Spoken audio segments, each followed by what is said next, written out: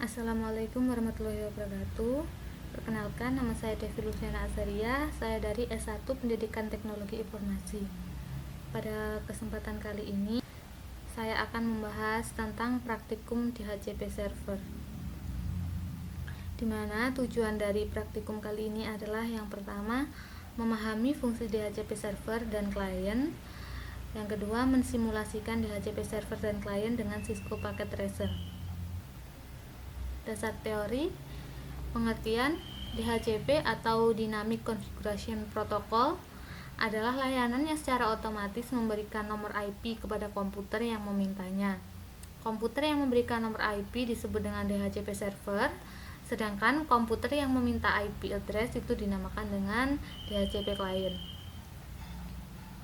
Dengan adanya DHCP server, administrator tidak perlu lagi harus memberikan nomor IP secara manual pada saat konfigurasi TCP/IP. Cukup dengan memberikan referensi kepada DHCP server.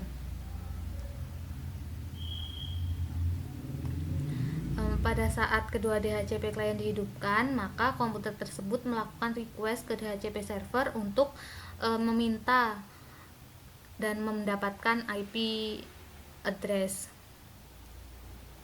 DHCP menjawab dengan memberikan nomor IP yang ada di database DHCP. DHCP server setelah memberikan nomor IP, maka server meminjamkan nomor IP yang ada ke DHCP client, kemudian IP yang sudah diambil tadi kemudian dicoret oleh DHCP server dengan tujuan IP yang dicoret itu tadi tidak akan digunakan lagi sampai masanya pada DHCP client itu sudah selesai. Nomor IP diberikan bersama dengan subnet mask dan default gateway. Jika tidak ada lagi nomor IP yang dapat diberikan, maka klien tidak dapat menginisialisasi TCP/IP. Klien tidak dapat terhubung di dalam jaringan itu. Dengan sendirinya tidak dapat tersambung pada jaringan tersebut. Cara kerjanya, DHCP menggunakan 4 tahapan proses untuk memberikan konfigurasi nomor IP. Jika klien memiliki NIC lebih dari 1 dan perlu nomor IP lebih dari 1, maka proses DHCP dijalankan untuk setiap adaptor. Proses yang pertama, DHCP discover. Klien ini meminta nomor IP ke server. Yang kedua, DHCP offer. Di sini DHCP server mempunyai nomor IP memberikan penawaran ke klien tersebut. Selanjutnya, proses yang ketiga ada DHCP request. Klien memilih penawaran DHCP yang pertama diterima dan kembali melakukan broadcast dengan message menyetujui peminjaman tersebut kepada DHCP server. Setelah list DHCP-nya tadi dikirimkan oleh DHCP server, kemudian klien memilih nih penawaran IP yang diberitahukan oleh DHCP server. Kemudian yang terakhir adalah DHCP acknowledgement. DHCP server yang memang memberikan jawaban atas pesan tersebut berupa konfigurasi nomor IP dan informasi lain kepada klien dengan sebuah acknowledgement. Kemudian klien melakukan inisialisasi dengan binding nomor IP tersebut dan klien dapat bekerja pada jaringan tersebut, sedangkan DHCP server yang lain menarik tawarannya kembali. Kelebihan DHCP server memudahkan dalam mentransfer data kepada PC klien lain atau PC server. DHCP menyediakan alamat-alamat IP secara dinamik dan konfigurasi lain. DHCP ini didesain untuk melayani network yang besar dan konfigurasi TCP/IP yang kompleks. DHCP memungkinkan satu klien menggunakan alamat IP yang reusable. Artinya, alamat IP tersebut bisa dipakai oleh klien yang lain jika klien tersebut tidak sedang menggunakannya atau sedang off. DHCP memungkinkan satu klien menggunakan satu alamat IP untuk jangka waktu tertentu dari server. Biasanya dikasih jangka waktu berapa jam gitu bisa diatur. Kemudian DHCP akan memberikan satu alamat IP dan parameter-parameter konfigurasi lainnya kepada klien. Kekurangannya, semua pemberian IP bergantung pada server. Maka jika servernya mati, semua jaringan komputer yang ada di satu jaringan itu akan mati juga. Selanjutnya adalah percobaan. Skenarionya, dalam percobaan ini kita akan mensimulasikan DHCP server dan DHCP client di atas jaringan wireless bridge yang telah kita praktikumkan sebelumnya. Yang bertindak sebagai DHCP server adalah PC server, dan yang bertindak sebagai klien adalah laptop dan smartphone. Maka pertama-tama kita buka dulu praktikum yang kemarin. File, open, wireless bridge.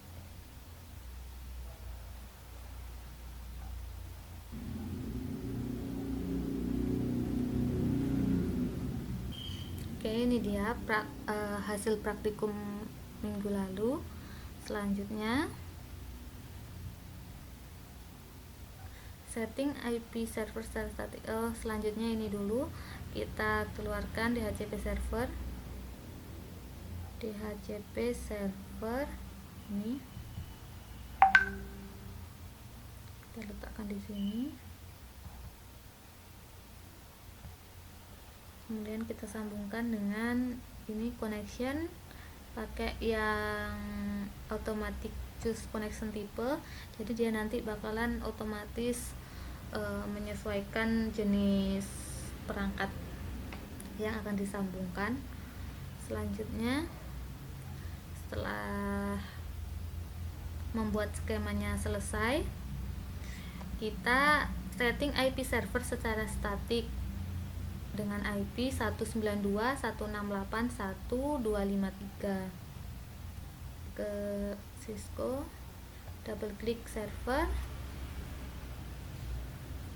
kemudian config fast ethernet, kita masukkan IP-nya 192.168.1.253 ya, dengan subnet masknya 125.255.255.128.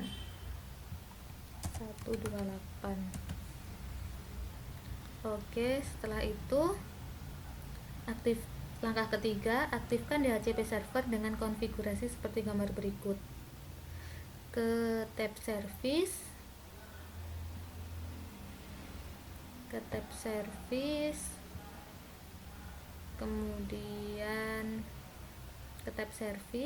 kemudian kita pilih DHCP,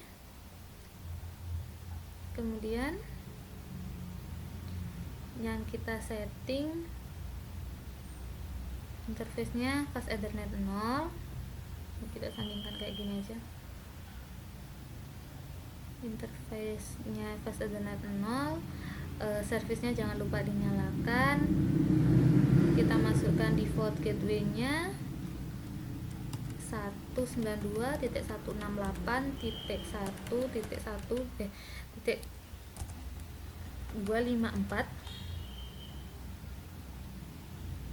dengan DNS servernya 33.33.33.1. Start IP address-nya 192.168.1 mulai dari 151.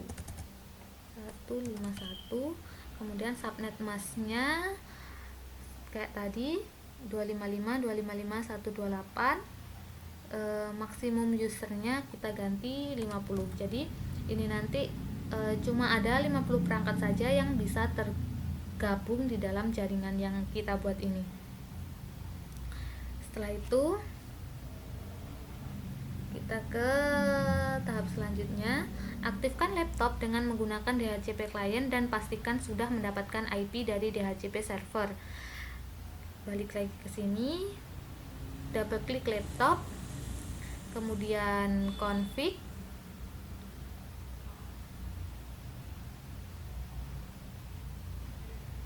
kemudian desktop. Setelah itu desktop, IP configuration, klik. Nah, Ini kan static, artinya itu kalau static itu artinya mengisi IP address, subnet mask, default gateway, DNS server itu secara manual. Nah, kita nanti buatnya DHCP supaya langsung dapat IP dari DHCP server. Ini IP dari laptop adalah 192.168.1.129.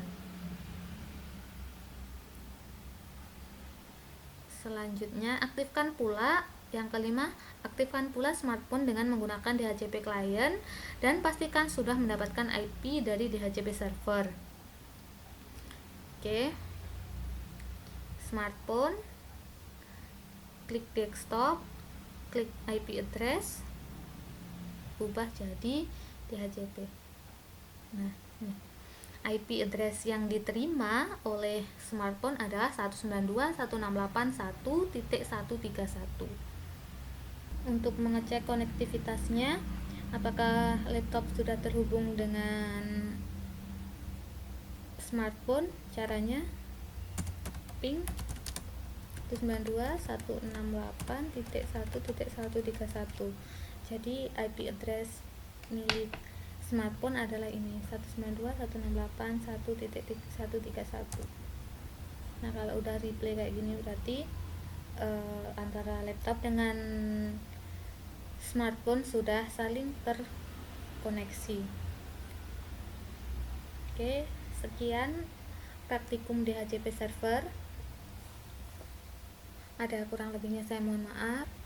Akhir kata, wassalamualaikum warahmatullahi wabarakatuh.